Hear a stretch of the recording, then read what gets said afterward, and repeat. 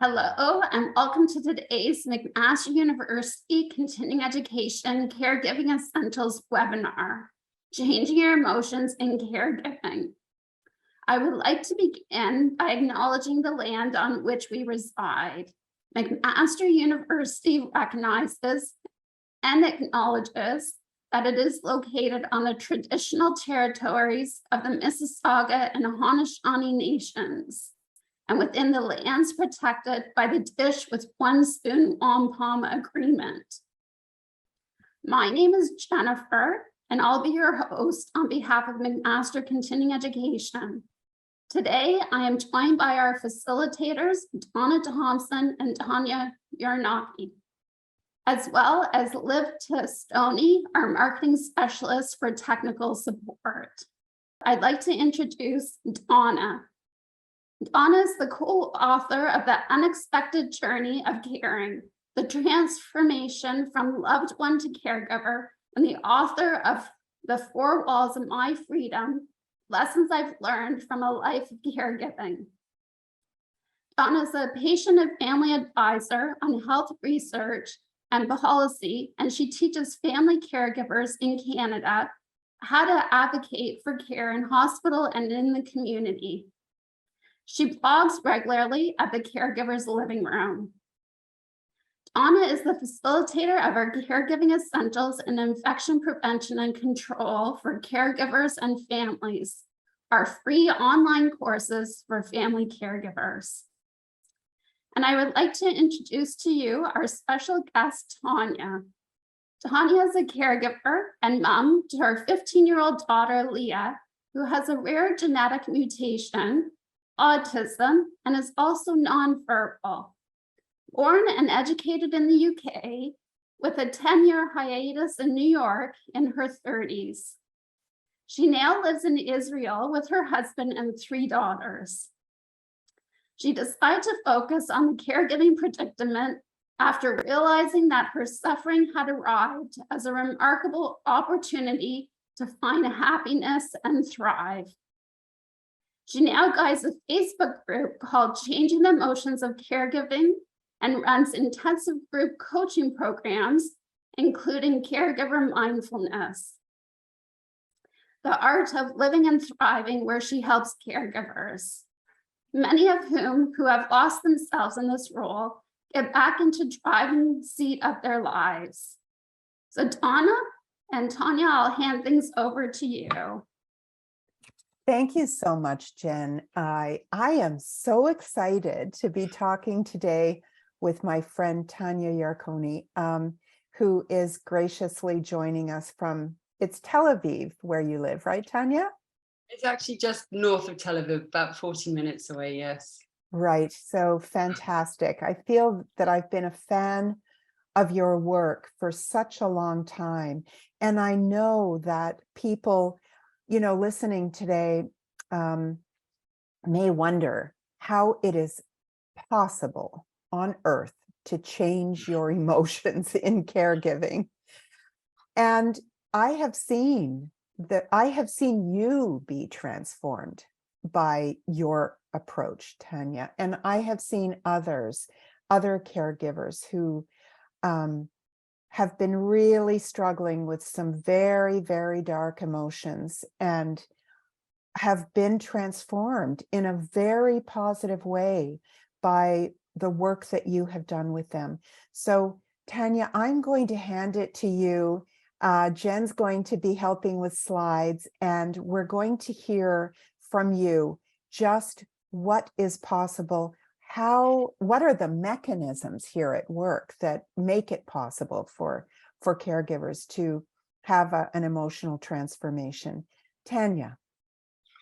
So firstly, thank you, Donna, and thank you, Olivia and Jen, and just really, it's great to be here. And as it was described, I live in Israel, and my daughter Leah, who's now 15, you know, I've been caring for her since the beginning. And really, when she was around 4 years old, I assumed that my tears and anger and frustration and generally feeling like a victim was normal. And I didn't understand why over time, it was actually seeming to get worse. Just, it was just building up. And so around in 2010, a friend who was also helping with me with my daughter, she saw I was really struggling, and she kept pushing me to go on a meditation retreat. And I couldn't see how meditation was going to help me. Maybe it was going to calm me down, but I couldn't see how sitting in a lotus pose was going to help me save my child or cope with the deep sadness that I was feeling. But eventually I went, and in that first course, as I slowed down and went inside my mind, I hate to say it, but what I actually experienced was madness. What I saw was just these random thoughts flying around, and I was crying a lot, and I saw that I was actually the source of my misery. And it was such an aha moment for me. I'd always sort of assumed that everything around me was the cause of my misery, but I, through this course, started to get a picture that I may in fact have a part in my own misery. And I also saw with the training, as I learned on that retreat and then with ongoing practice, that I could respond differently to these random thoughts, and that I didn't actually have to get lost in the scripts and, of course, the emotions that arose with them.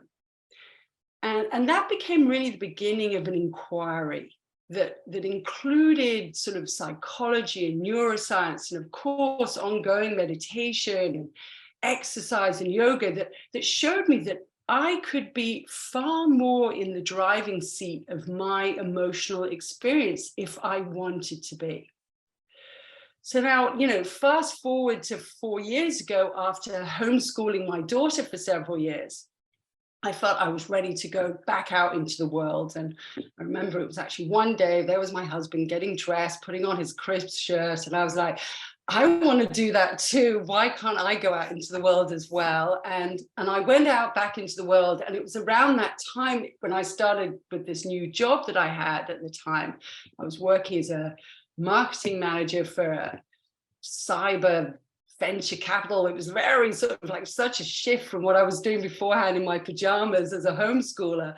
But anyway, this sort of transition at the time, I was suddenly like, why am I putting all this energy into this when actually, when I look at myself, I'm doing better than ever before. And that seemed really strange. Like that was not at all what I thought was going to happen. Here I am, this mother of a child with big needs, and so that really became the beginning of thinking about, well, how can I share this with others? And I can't expect them all to go on 10-day meditation retreats, and I can't expect them to do half the things I did, but what were the underlying themes here? What has happened to me, and why am I doing better today? And so this led, as was described, into sort of workshops and courses and building my Facebook group and really sort of like diving into the caregiver problem, which I was familiar with obviously personally, but then needing to hear it from many, many other sources and what people were struggling with. And this field of caregiver emotions, as we know, is so deep and wide. Like there's just, it's a huge topic, and it's not like we're going to be able to cover this whole thing in this meeting, but our emotions, if we can understand it, are basically attached to every thought that we have. And so without emotions, we wouldn't have any reference points in our life. Like imagine our lives without emotions. Regardless of whether we could be happy or sad, we wouldn't be able to self-reflect or learn or evolve. We would be in a pretty bland existence without any real meaning to what is happening to us. And so if we could actually just go on to slide 2 now, perhaps we can just shift over. No, the one before that, sorry, with the this one with them running. So what I want to try and do today is just show you a little bit about how our brains work. And it's important for us to understand this, because we just walk around thinking that it's okay to be miserable, that it makes sense to be miserable, that it makes sense for us to feel all the stress and anger and all these different emotions that we feel, but we don't really understand what's happening or why it's happening. And so what you see here are a group of women running in a relay race, right? And you can see their hearts are pounding, and they've probably trained for years to be in this competition. And they're at the top peak of their performance. And so they eat correctly and they sleep enough hours every night. And so when that whistle is blown, they run, and their brains already know what is coming because they've done this thousands of times, right? They've practiced it over and over again. So even, in fact, before the whistle is blown, their brains are already performing probably the most important job that our brains are wired to do. And it's something called body budgeting, right? So what this means is that our brains are managing where water and salt and glucose and other bodily resources are being sort of allocated in our body, so that we can respond to our environment to the best of our ability. Okay, so it doesn't sound terribly sexy or fascinating, does it? That like this is the thing, the big thing that our brains can do is like, we think our brains are the most important thing is to actually think, but actually that's not the most important task on the list. Our brains, rather, the most important thing to do is to predict. That's the most important thing that we're here to do. And so we're here to predict how much of one resource or another within our body needs to be allocated. And this data doesn't arrive through any meaningful sensations. It's just a barrage of light waves and chemicals and changes in air pressure with no inherent significance. So from our brain's perspective, it doesn't know if we are running in a race or running from a tiger or heading to a hospital with our loved one. All it's getting are these chemical signals. And so the way that it deciphers this ambiguous information is through memory. Your brain can draw on your lifetime of past experiences and their related emotions, things that have happened to you personally and things you've learned from books and friends and watching movies. And in the blink of an eye, your brain literally reconstructs bits and pieces of the past as neurons pass electrochemical information back and forth in this ever-shifting complex network. So let's just sit with that for a minute because it's a lot of information. The main thing I want you to take away from this is that our brain's primary task is to predict, and that it does this in order to manage these resources in our body, because it doesn't know if we're running in a race or running from a tiger. And so now if we could Tanya, yes. I just wanted, just before we move to the next slide, I wanted to mention to you that in one of our webinars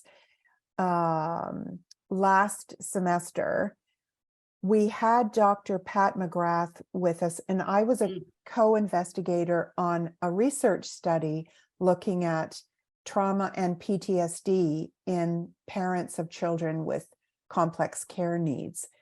And what you're saying really resonates with what he was saying too, in terms of how memory works to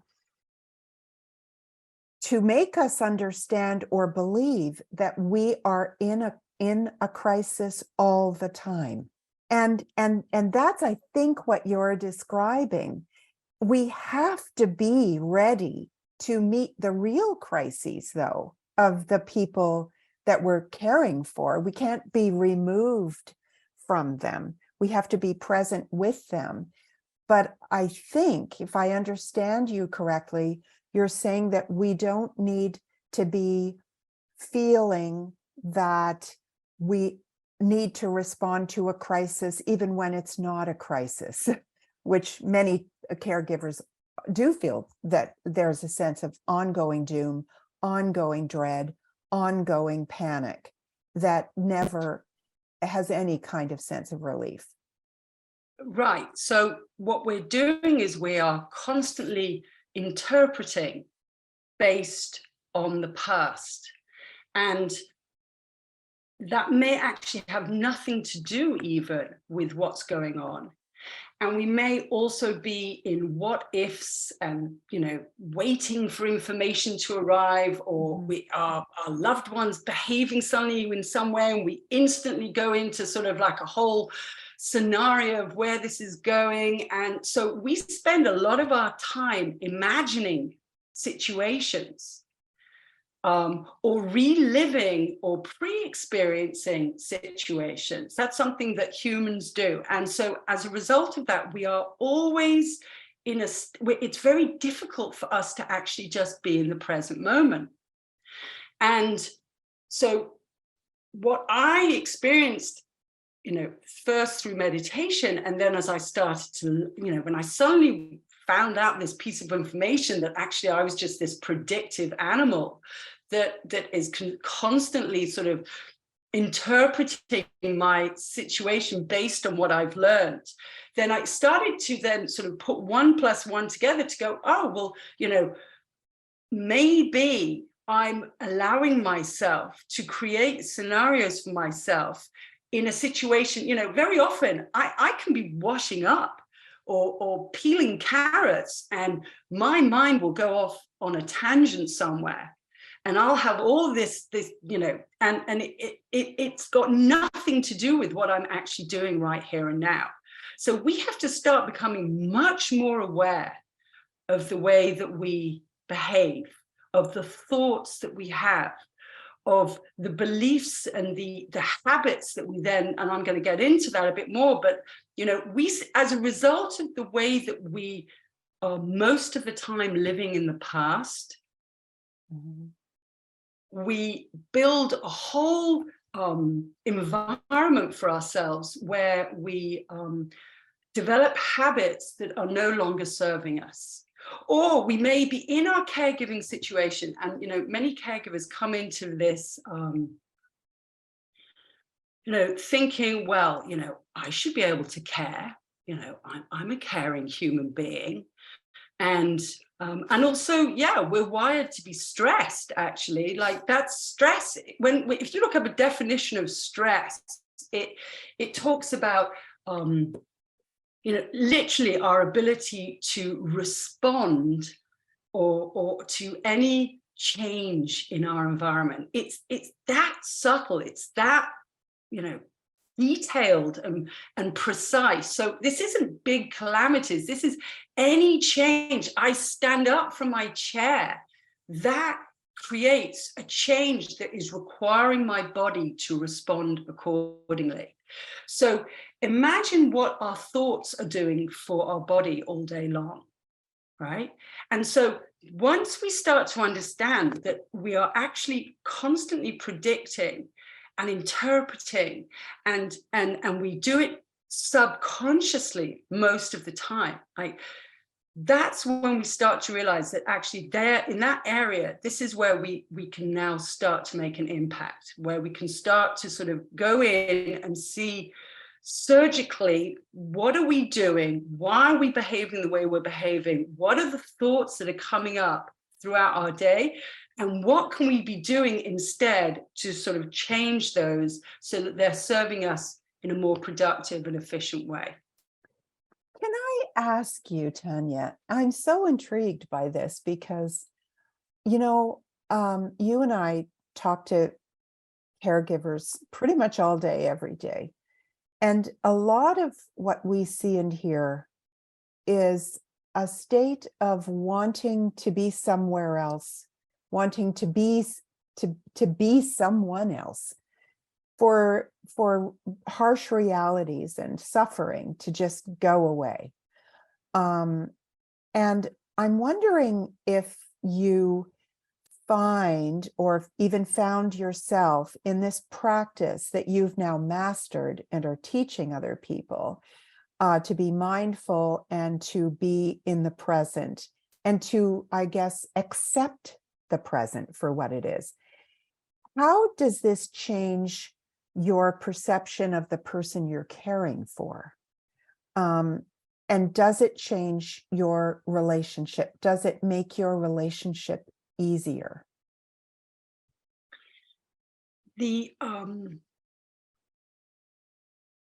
First of all, we are all of us at different times in different states of challenge with our loved ones. It's not, this isn't all the time we're in one state. No. When people want to run away from a situation, it's because they're overloaded. And, over time, and this is part of what happens to caregivers, is the nature of caregiving is highly unpredictable, right? I mean, so we've already set a stage here of uncertainty, like the brain is there calibrating, figuring out, okay, what next? What's she going to do next? Hoping that I'm going to do something reliable, hoping that I'm going to do something predictable. In the caregiving setting, that moves into a whole other level of stress, because things are coming at us at a level and at a speed that we haven't experienced before. And so that's why people at some point just go, I can't handle this anymore. And it's what they can't actually handle is that, because what's happening over time is that we're triggering our stress response and our fight or flight, and the cortisol levels are going up, and over time our bodies start to feel the impact of that, right? We just can't actually cope with this amount of unpredictability. And so what the nature of this work is, what mindfulness, there's a few things with mindfulness, but one of the big parts about mindfulness that's valuable is that what we're doing is you keep having to bring yourself back to the present moment, right? Mm-hmm. So it's not about getting caught in the script, in the what ifs, in the memorized stories and scripts that you've told yourself. So we understand that when those arise, and if you practice self-awareness and you start to see, look, it's coming up again, then the question becomes, okay, so how can I offset that? What can I start to do to live within my current setting that I understand is triggering me on multiple levels all day long, right? This state of stress, of uncertainty, is too much for my mind to cope with. And a lot of caregivers they feel guilty about that. They feel like, oh, I should be able to do this, or, I'm not good enough if I don't do this. And so there's a whole piece in that as well, of sort of actually just legitimizing what we're going through and prioritizing ourselves and understanding that we actually need to do this. But very often when it's thrown into this sort of basket of sort of self-care and why don't you go and take a massage, or why don't you go and see some friends, and people, caregivers are like, well, look, I've got too much going on. And the reason why they've got too much going on and they're feeling so stressed is because they've got themselves into this predictive loop where they are constantly waiting for the next thing to happen. Right. So we hear about these words like hypervigilance and sort of being on alert. And when you're in that state, hypervigilant and on alert, your whole reward system, your whole motivation system goes down. So that's when we have we can't be bothered to see the people, or we just want to sit on the couch and binge and snacks, or, we can't be bothered to go and do exercise. All of these things happen because of this unpredictable state that we're in.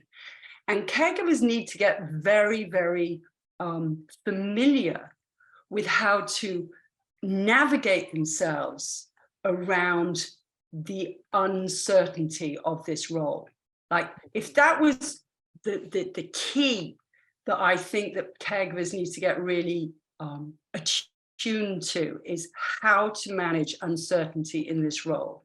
How, and so it's not so much about it. I mean, there is resilience is, you know, obviously the word that comes up, and sometimes I like to refer to the Navy SEALs, right? And obviously caregivers aren't Navy SEALs, but there's some similarities. And the main similarity, let's say, between is that they go into these, you know, special operations of like deep uncertainty, and, you know, anything can happen at any moment. And so they're on alert. And so how do you work in that state? And the way that they work is by taking tiny, minor shifts towards their own goals that they need to cope with as they sort of navigate their way through what is actually a very challenging situation. So as caregivers, we need to start to build into our day these little shifts that take us very consciously out of this subconscious loop that we're in. Right? That loop will just keep on playing, and it's going to keep on being, it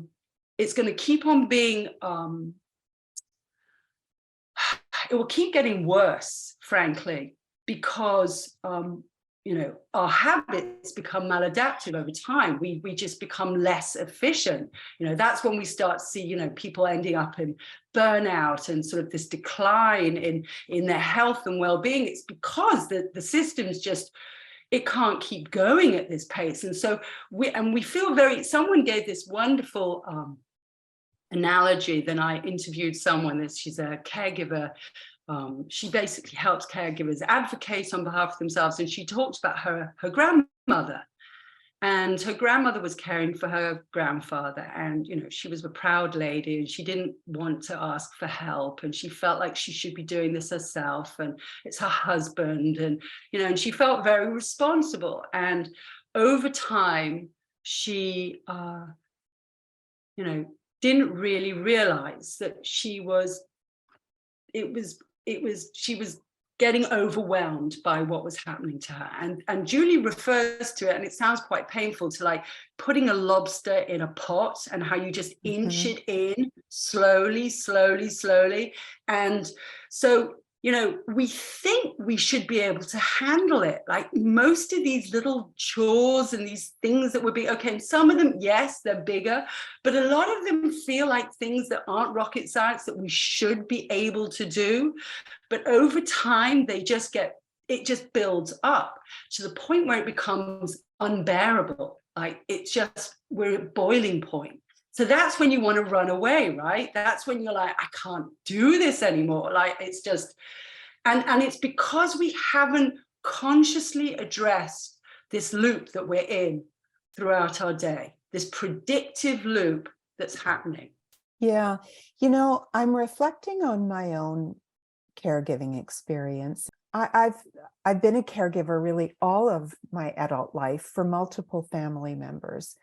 But in the context of our son, Nicholas, who's 34 now, last year he had his 99th hospitalization. And we ran basically a home ICU for him for 23 years. And he had many, many near-death experiences. And I've given him CPR and all of that kind of stuff. And in that context, you know, the war analogy, I think, is a very good one, because there is very good reason to be on high alert and hypervigilant, because he switched on to palliative care. We wanted him to survive, and he did, but we always think, what's next, and is he going to die? And I think many caregivers are living with these very complex healthcare situations where caregivers are asked to take on responsibilities of nursing, etc. But the question remains, Tanya, you have to be responsive and you have to act in an emergency. But how do you be happy and relaxed, for lack of better words, in between? And I think that's what you're talking about. You're not saying that we don't act in a crisis, even for people who were in caregiving situations such as the one I'm describing, where you do have to be, you need to listen for oxygen monitors and all this other kind of stuff. And you have to be aware if someone's breathing. And so, however, there are times when another caregiver is in the home, for example. What then? How do I begin to apply some of these principles in order not to boil in the pot? Well, first of all, I want to distinguish something here between you're a long-term caregiver, right? You've been, as you said, I've been doing this my whole adult life. Yeah, I am too. So, or a chunk of it. Certainly, it started in my mid-30s. So, I personally, and again, it wasn't conscious, but I personally didn't want to feel that this was a go to jail sentence and lock the key on the door and that's it. You know, like the thought that this was just going to be a negative experience where I was going to just lose myself in my fear and what ifs was something that was very difficult for me at some level to accept. And so, of course, you know, I felt like a victim, but I also at the same time wanted to figure out a way to deal with this that didn't only just make me feel like I'm drowning. yeah. And so that becomes, as I see it, the wake-up call, right? Because we can't keep doing this the way that we've done anything else in our lives. And it's not a quick, you know, flick of a switch or anything like that. It's first of all internalizing the fact that this is actually something that we not only have no understanding of in terms of how we're caring for our loved one, but also we have no understanding of how we're caring for ourselves. And that anything that we have done before then that we thought was good enough or seemed to work is no longer applicable for this setting.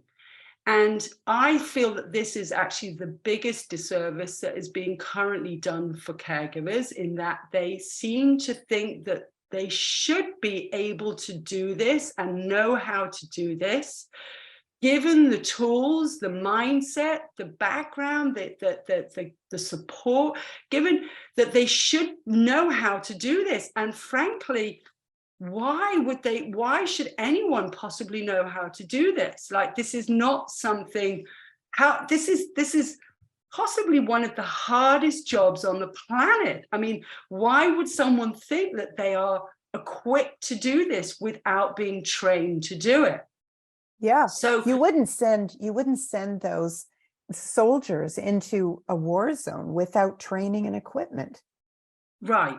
And so it is difficult for probably everyone listening to this talk today to go, you know, well, you know, what is she talking about? Look at my situation and I'm having such a hard time. And, you know, my emotions, I feel this way and it's okay that I feel this way. And I'm not saying don't, you know, feel whatever you want to feel. This is about understanding, though, that you don't have the training to manage this, and that's not putting you, it's not sort of saying you're not good enough. This is just simply the tools haven't been made available to you to start to understand that you are in a pressure cooker situation.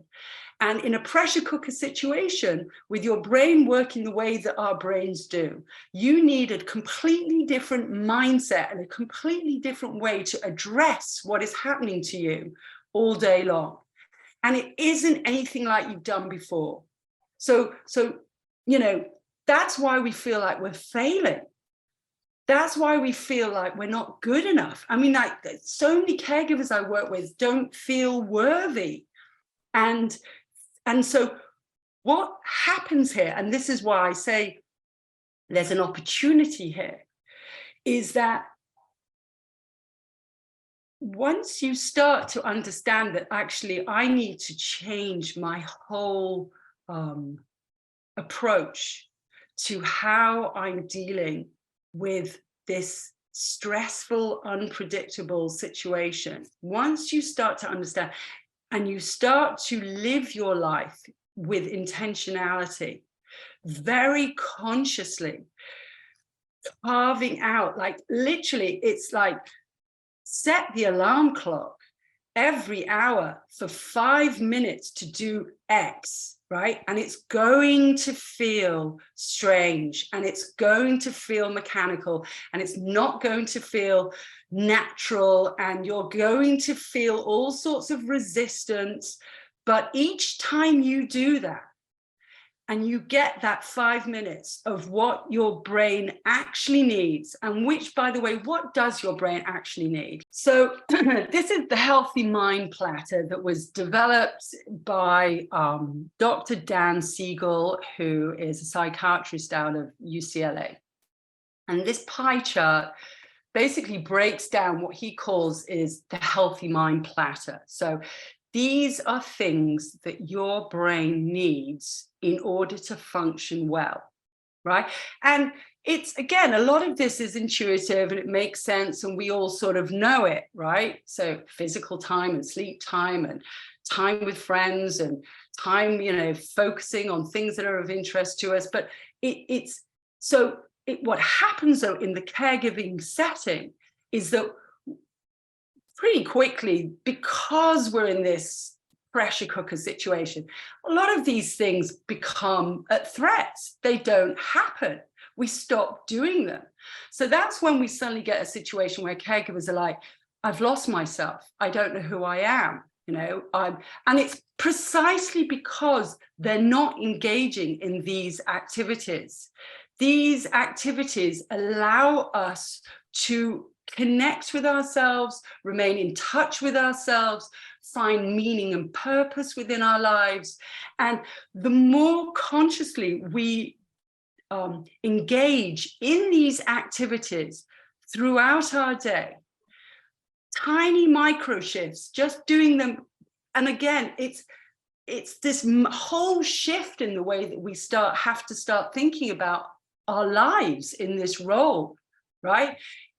Once you start to think about your life in that way, at the beginning, it starts to feel mechanical, but then over time, again, the brain learns. So the next thing you know, chemically, we become wired for this. So if I don't go for my run in the morning, if I'm not doing, 15 minutes of meditation, if I'm not going out and seeing friends, like these things, I feel it in my body. And so because I've become so aware about all this stuff, I've made it a part of my life. And but I had to start from nowhere and without understanding the significance of it. And so, again, as we're told as caregivers to take care of ourselves, the reason why we need to take care of ourselves is precisely because our brains need to recalibrate in a high pressure situation all day long. And if we don't recalibrate, we want to run away. Mm-hmm. You know, so many people are engaging with what you're saying, Tanya, and we have a lot of chat in the chat box, and I'm so thrilled to say it's very vibrant. And Nancy Huggett has also left a link to a book that she recommends highly called Burnout: The Secret to Unlocking the Stress Cycle. I think, and Kirby is reflecting, we take so much for granted. Most say someone else will do it. Meanwhile, our recipient is sitting there waiting for us. And that's true. You know, I think this healthy mind platter, though, I think gives us an opportunity to think about tiny slivers of time, and as you said, micro changes in order to work that muscle of our response, our mental and emotional, the thoughts and the feelings of response to a stressful situation. And, you know, I just put in the chat that in terms of just thinking about those tiny slivers of time, I was talking to one caregiver who used the time that her husband went to the bathroom, that she grabbed that time in order to focus on herself, do some mindfulness, and do what she enjoyed doing, which achieved that sense of flow for her, was Sudoku puzzles. And she would just, you know, escape her own mind for the 3 to 4 minutes, multiple times a day that her husband went to the bathroom. So she was all set up to do that. She was prepared and ready to go to take that time when her husband would get up and go to the loo. Yeah. Right.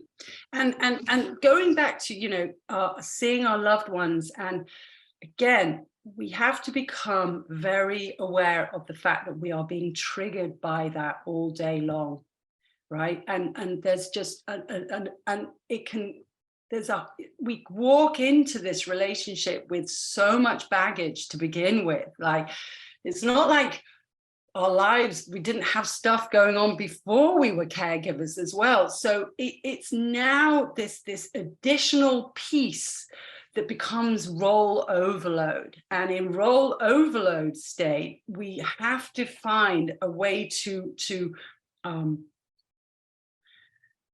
be much more intentional about our lives. And that intentionality becomes the beginning of saying, I matter. And it's amazing how many people don't think they matter, right? Oh, And yeah. it's really, and when the more you get into the habit of saying I matter, because this role is forcing me to say this, otherwise I will drown. That's when we start, that's when I started to, you know, I had to advocate on my own, and this became my form of self-advocacy, was through this activity. Mm-hmm. And what is there a role for changing the thoughts in your head? Because normally when I think of mindfulness, I think of clearing the thoughts from your head, sweeping them away, and sitting with a blank slate. But what about self-talk? What about telling yourself, actually, I matter. I am beautiful. I am a good mother, a good daughter. I am a good pet owner. I cleaned the house really well today, or folded the laundry. How about that? Like, what's the role of those kinds of thoughts in your model here of self-care? Sure. So there's a number of things. First of all, I just want to say, with mindfulness, with meditation, we cannot stop our thoughts. There is no stopping, there is no clean blank slate. It doesn't exist. If you close your eyes, you cannot stop your thoughts.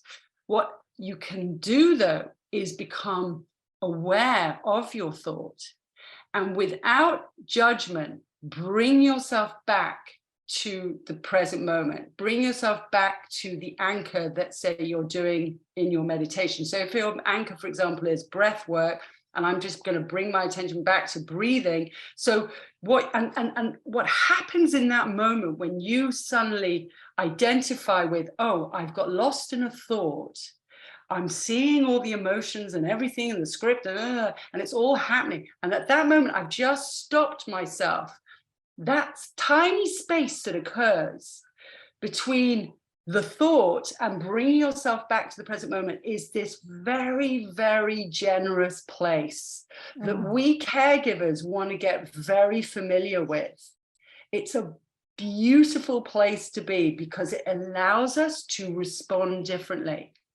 So now going back to responding differently, and some of these sort of, affirmations or thoughts that we can have instead, those thoughts are not only do they help us become more compassionate to ourselves, but also they can also bring a sense of reward to what we're doing. And when we feel rewarded, the brain shoots off a little bit of dopamine and remembers it, right? So let's say when you've gone off and you've gone walking or running and you've done some exercise and you're at the end, you've gone, yes, I did that. The brain remembers that. And guess what? The brain wants that experience again because it felt good. So that's why we all spend too much time on social media, because it's, wired to basically set dopamine going off with likes and likes and love and love. And so we're getting that all day long. And so that's a very appealing place for us to be. The same goes throughout our day. Each time that you do that little micro shift and you go, yes, I did that, brain's going to want to do that again. So that's where reward becomes very valuable. It's so interesting to think how this works on an individual level. And in the chat, Janine has said she has an Apple Watch that speaks an affirmation that she matters to her. She's got that Nice. set up for multiple times a day. Wendy mentions that art therapy helps her a lot.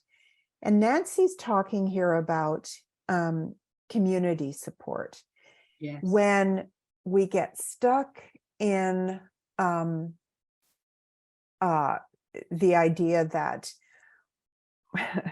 some of the self-care messaging is guilt evoking. So that's just one more thing I'm not doing properly if I'm feeling overwhelmed and exhausted. So all of this magazine messaging telling me to have a bubble bath and the top tips for self-care and you'll be fine, it's not working. So therefore, there's just another reason to beat myself up. And Nancy has said that people sort of delivering casseroles on her doorstep was a gateway to beginning to feel more self-compassion. Isn't that interesting? I'm very, very interested in the generosity of the moment that you mentioned, and recognizing where we have the opportunities, like the door opens a tiny bit. It can come from someone else or it can come from within, right? Definitely. And I'm delighted that point was brought up, because it's, the approach to living a good life as a caregiver cannot be done without human support. It cannot, and you've sent articles to me and we've talked about this, and, the sort of resilience does not come without other humans around you. And so, you know, therapy is obviously great and professionals are great, but also just having other people like you who are going through the same thing. And sometimes, you know, I personally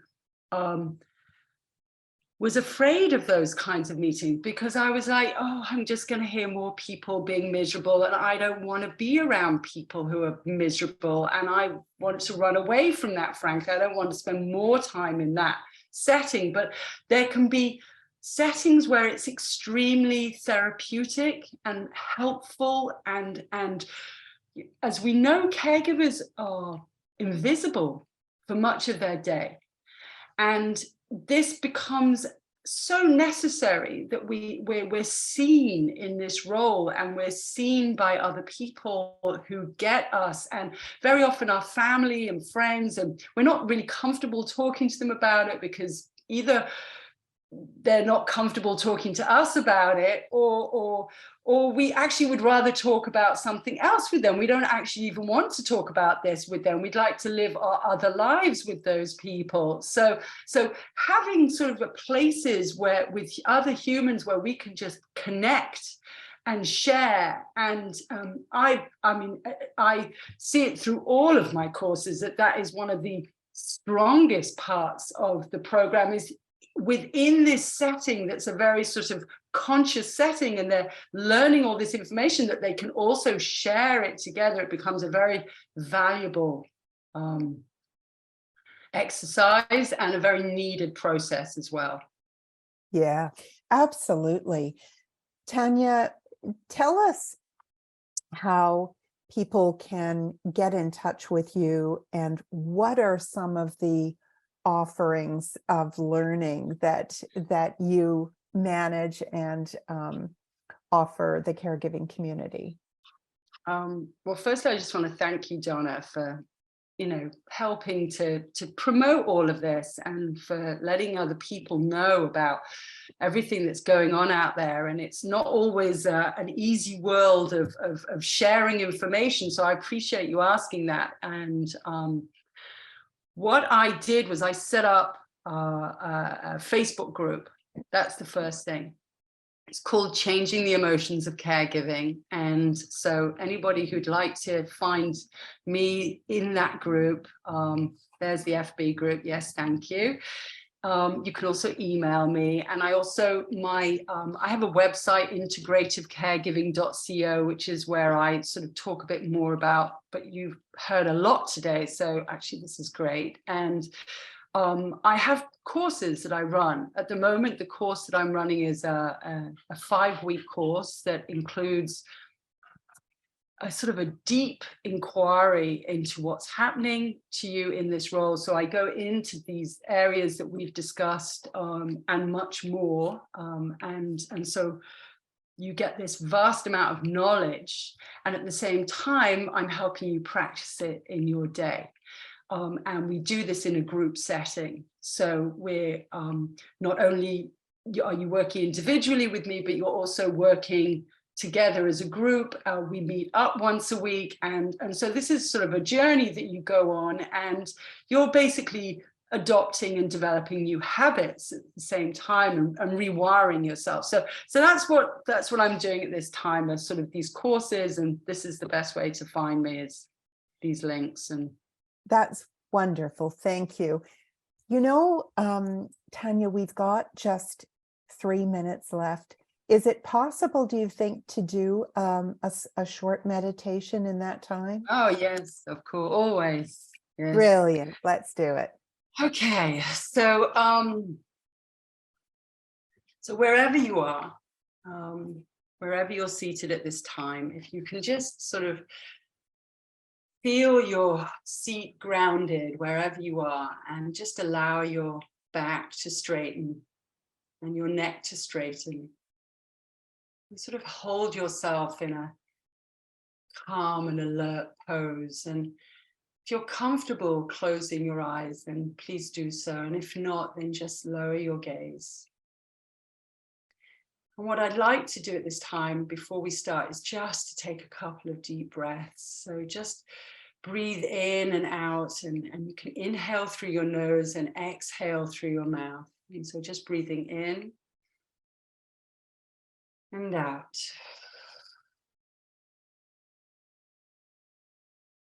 Breathing in and out.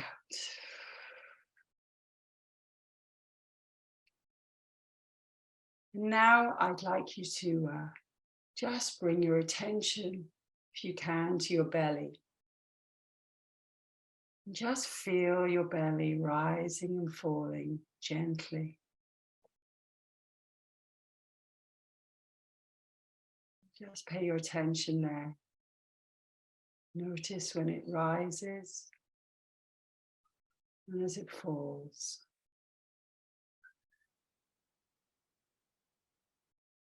You may hear sounds around you or have thoughts that are coming up, and just notice them and bring your attention back.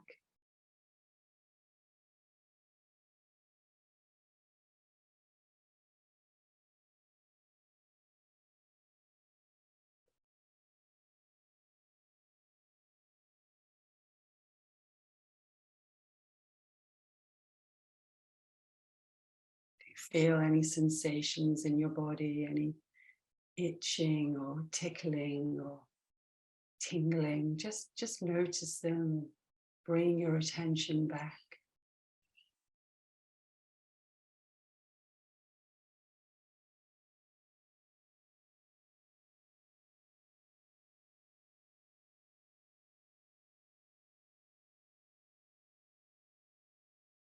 Just watching the breath coming in and out.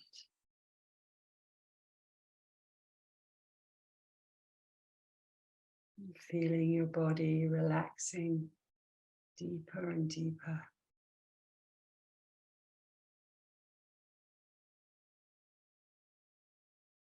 Feeling your shoulders sinking in your arms.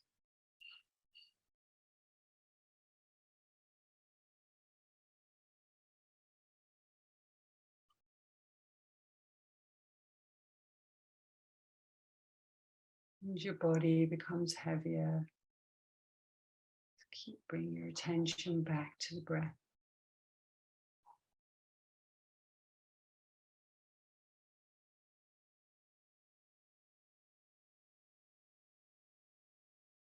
And I'd like you to thank yourself for being here today, taking this time to care for yourself.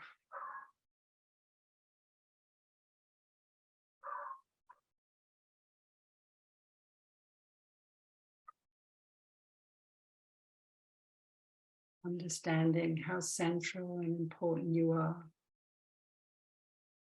how much you give.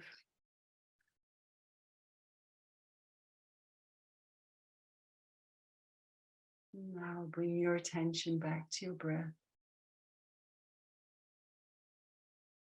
Take another couple of breaths.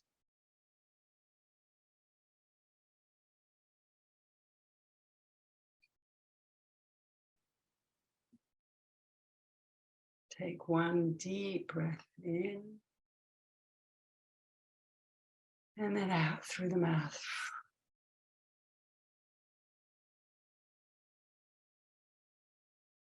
You may gently open your eyes.